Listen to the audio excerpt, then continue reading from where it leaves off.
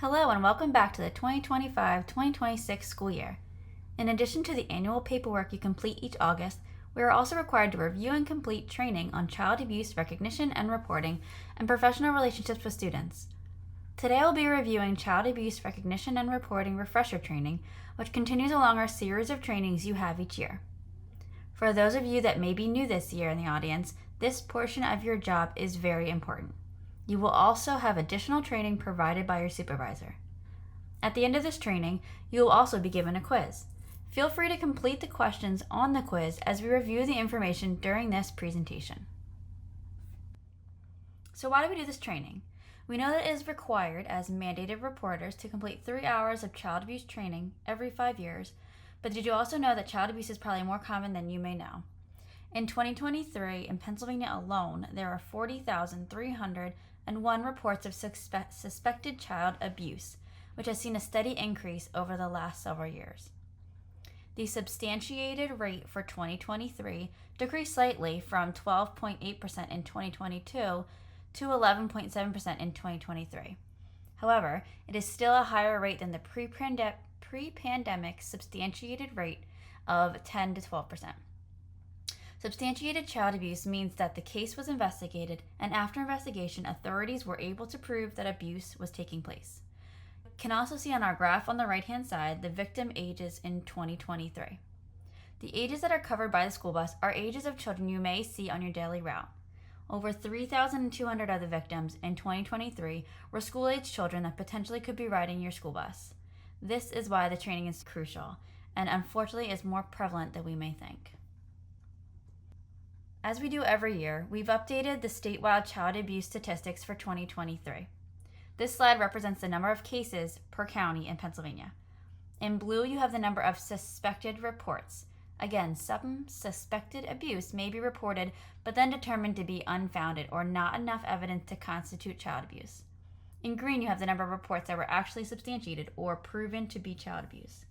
In Montgomery County, there were 1,501 suspected reports, which is more than 200 more reports than last year. In Chester County, there were 980 suspected reports, and 98 of them were substantiated. Oftentimes, after an investigation, the suspected abuse is determined to be unfounded or unable to be proven. But when we review in a little bit, we'll let you know why it's so important to still make those reports, even though some of them may be unfounded. Here we have a chart of the total substantiated reports in Pennsylvania. Remember, substantiated means the abuse was reported, investigated, and deemed to be child abuse. Let's review the types of abuse. Unfortunately, the highest percentage of substantiated reports is and continues to be sexual abuse at 34%. The next highest category is physical abuse, and physical abuse can mean punching, kicking, burns. Reasonable likelihood of bodily injury means that the child may not have been actually hurt, but the likelihood was high. Serious physical neglect can look like an injury that's not been addressed at the doctor, failure to provide adequate essentials of life like food, shelter, or clothing, or other neglect like those. Engaging in per se acts are certain acts that are considered child abuse, regardless if an injury occurs or not.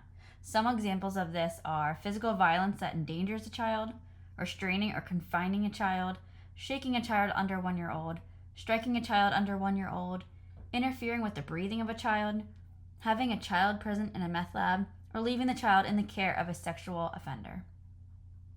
Serious mental injury is often hard to categorize and hard to identify.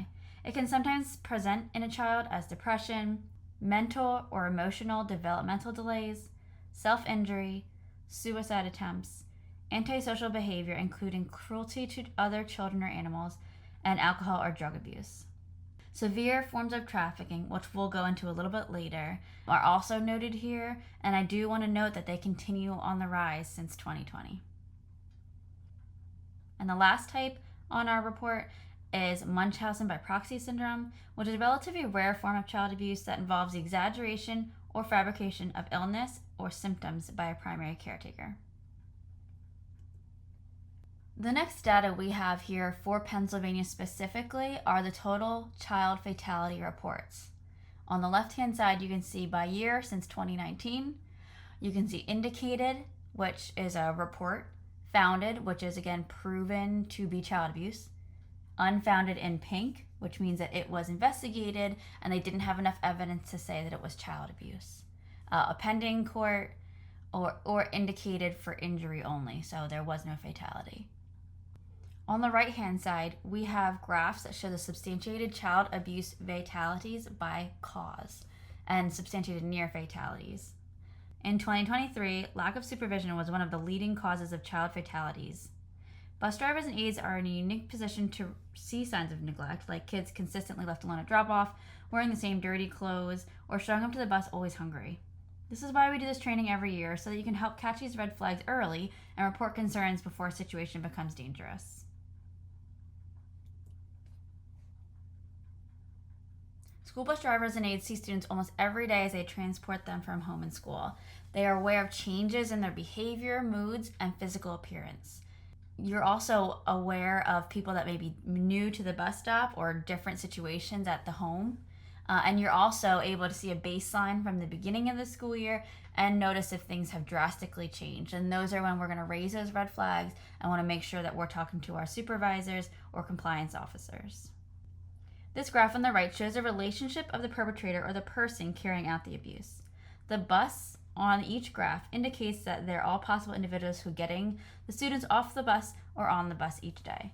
Unfortunately, these are mothers, fathers, partners, spouses, and other people that are close to the children. This is why it's so important to stay vigilant and make sure that there's no unusual behavior, and if you do see some, that you report it. As we saw earlier on the chart of types of abuse, human trafficking is becoming increasingly prevalent, and it's something individuals working with students need to be aware of. So let's look at a few important statistics. Approximately 30% of trafficking victims are minors. 2 out of 3 victims are girls, and the average age of a trafficked minor is between 11 and 14. These numbers are deeply concerning, and they highlight the importance of knowing exactly what to do if you suspect a student may be a victim. First and foremost, always follow the reporting protocols outlined by your school district and the state for mandatory reporting laws. These policies are there to guide you and your response and ensure student safety. And you never have to do a report alone. We'll go through the steps in a little bit. If your school district does not have specific procedures for reporting human trafficking, the next best step is to follow the same protocols used for reporting child abuse or sexual assault. And here's one of the most important reminders. Your role is to report, not to investigate. You're not expected to gather proof or ask a lot of questions. By reporting concerns appropriately, you're helping to protect that student and make sure the right authorities can take over. When it comes to identifying potential trafficking situations, it's important to know what signs to look for.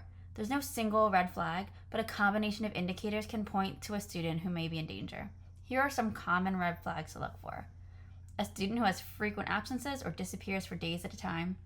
A new or unfamiliar person, often older, who suddenly starts dropping off or picking up.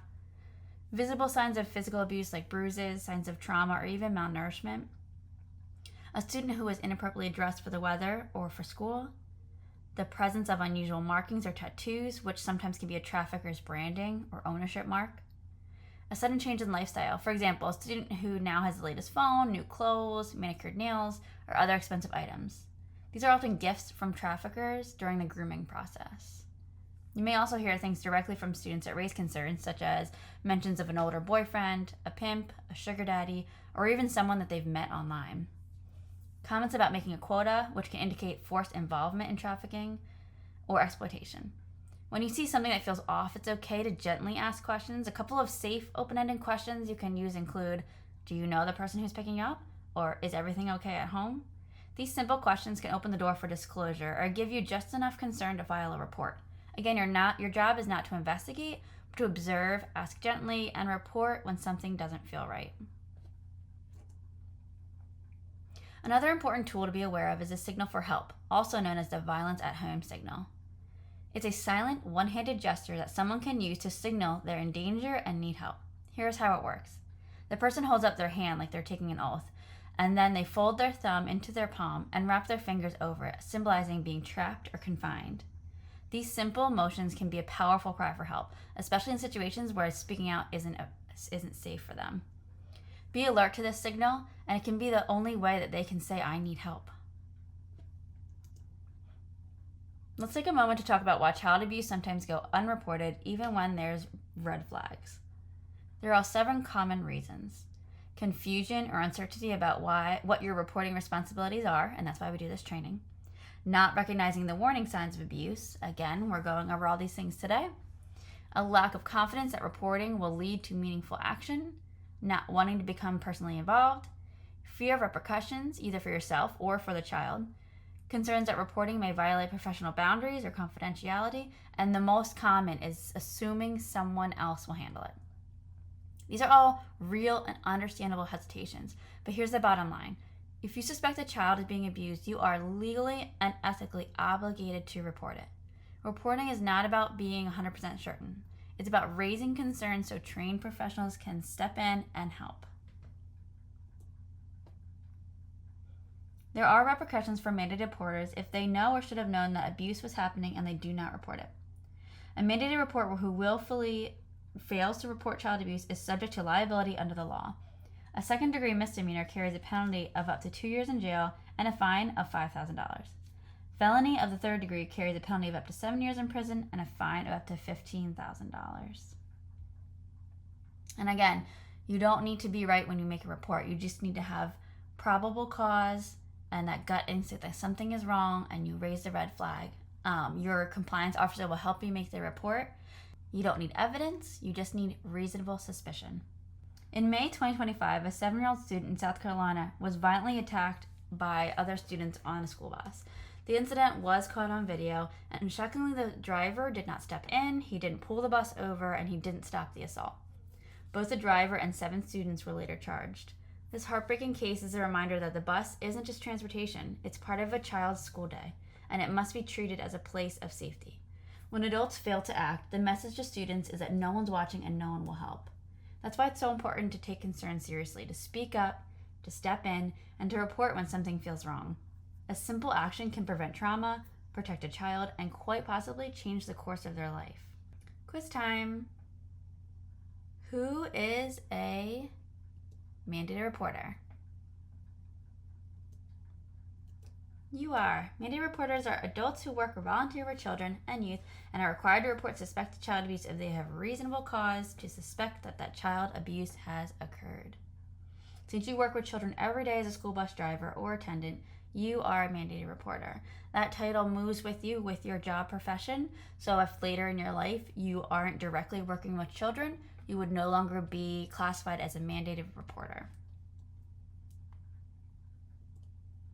Reporting child abuse is not only the right thing to do, but it also can make the difference in a child's life. The earlier that prevention and/or interventions can take place, the greater likelihood that damage to the child can be averted or at least minimized. Efforts to prevent child maltreatment allow children to grow up healthier, and prevention also reduces the burdens on systems and services such as education, law enforcement, corrections, and mental health. So when do you report? If it's an emergency and you think a child is actively being hurt right this minute, call 911. If it's urgent, but you are driving a bus full of kids, you have no safe place to pull over, you can call your dispatcher and they can report it to the appropriate authorities. If it's critical, like again, one of those red flags that we talked about, or something feels off, you can make that report to Childline when you get back to the depot and talk to your compliance officer. So how do you report? First of all, you're going to contact your compliance officer before you make any report unless it is an emergency. Your compliance officer will help you make the report, and you want to do that immediately. As soon as you have a red flag or something's wrong, the quicker you can get it into the system, the quicker they can help that child. Reports can be made by phone or online, and we do suggest that if you do make a phone report, you also make an online one later just to make sure that all of the information is there. Order reports are made to Childline at 800-932-0313, which is available 24/7. The online reports are made via the CWIS self-service portal, and the information here is provided. It's also very easily searched online. Once a report to Childline is made, we recommend that you also notify your school district if you haven't already. Oftentimes, the children and youth investigators will go to a child's school versus going to the child's home because usually the perpetrator is someone in their home. So the safest place to interview them is at school. So we want to make sure that we have a great partnership with our school districts and make sure that they're aware of what we may be reporting.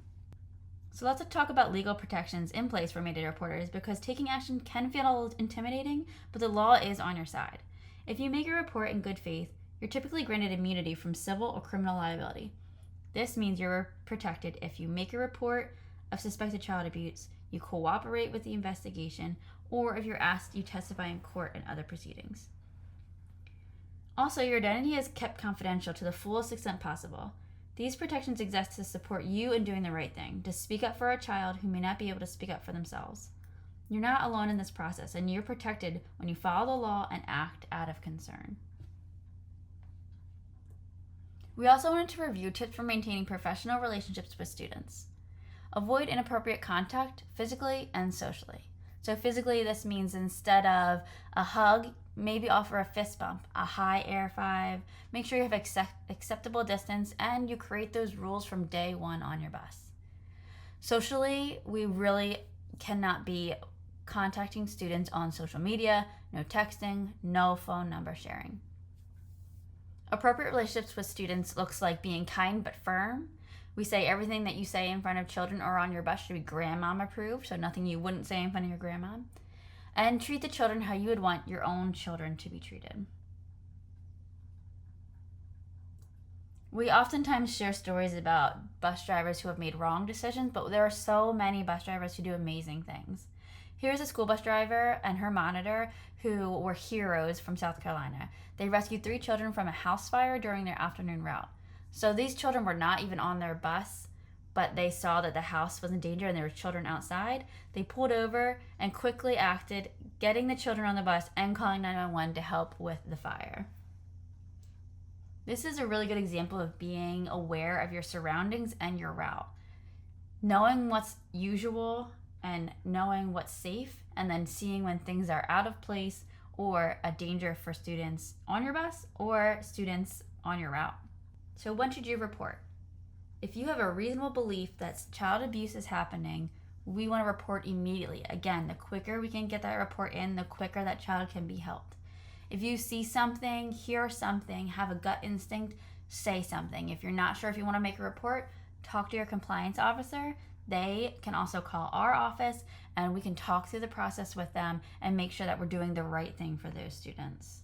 Thank you for reviewing this important training, and we hope you have a great back to school season.